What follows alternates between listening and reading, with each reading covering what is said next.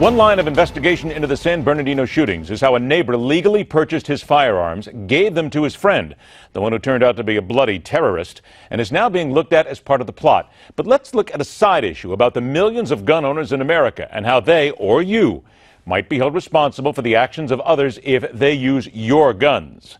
Step up to the Friday Eve edition of The Water Cooler, where everything and anything is fair game and not watered down. Welcome in for her maiden voyage, the managing partner at the New York City law firm of Berkman Bottger Newman Rodd, Jacqueline Newman. Jacqueline, thanks so much for being here. We got a couple of minutes, so let's rip right into it here. I want to get right to that issue about the individual in San Bernardino gave the killer his guns. Now, legally, you can do that, but is there a chance maybe that things could change and people need to be concerned and still be very wary about whom they give their weapons to? I think the rules will change. And yes, I think people should definitely be careful who they're giving their guns to. When someone gets a license to get a gun, they're the ones getting the license. They shouldn't be giving it to other people. Does it come down then to responsibility, basically, when you're handed something, when you buy something that could be lethal? You've got to be responsible for it ad infinitum, however long it takes. Yes, I think you should. I mean, if you get a prescription drug and you give it to somebody else and they ultimately die from it, I think there could be responsibility for that.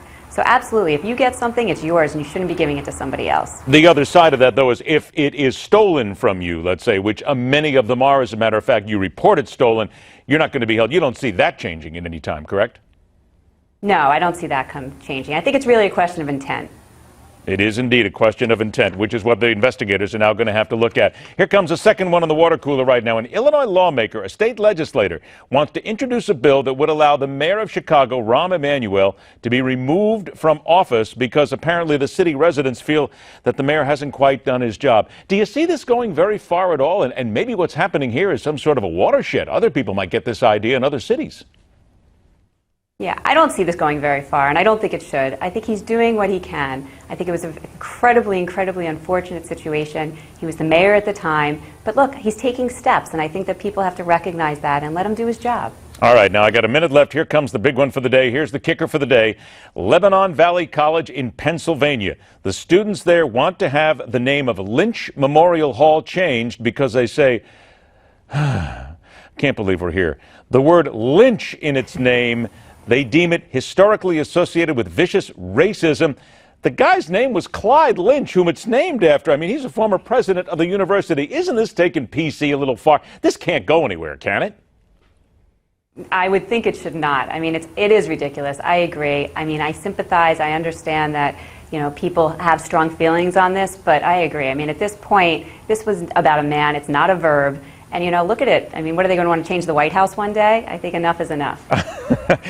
Actually, that's not a bad point. They're talking about this gentleman. He was active in helping refugees settle in the U.S. following World War II. How about this? Can we both agree that just name it then the Clyde Hall building and walk away from this? Or the Clyde Lynch building, I mean, right?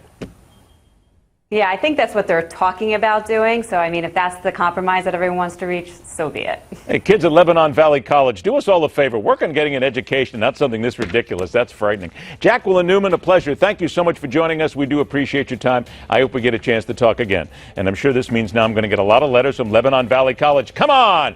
Become students. Learn real things in life, not this. It's even better, all right?